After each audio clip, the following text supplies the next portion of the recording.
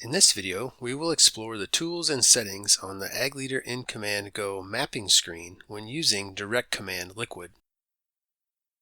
When using DirectCommand Liquid, it is helpful to know where to find settings and tools available on the mapping screen to work efficiently and ensure proper application throughout the operation.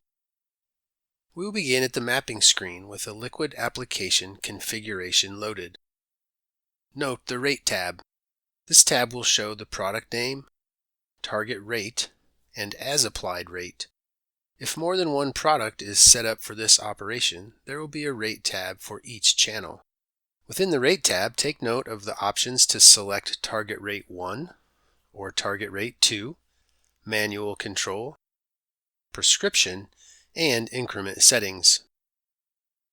Tap the wrench to open the Rate Control Settings window.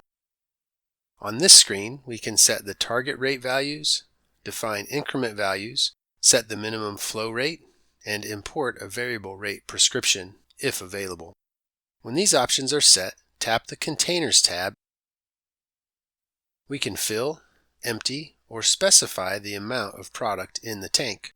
By tapping the bell icon, we can set a container threshold amount and an alarm to notify you when the container reaches the defined amount or percent of product remaining in the tank.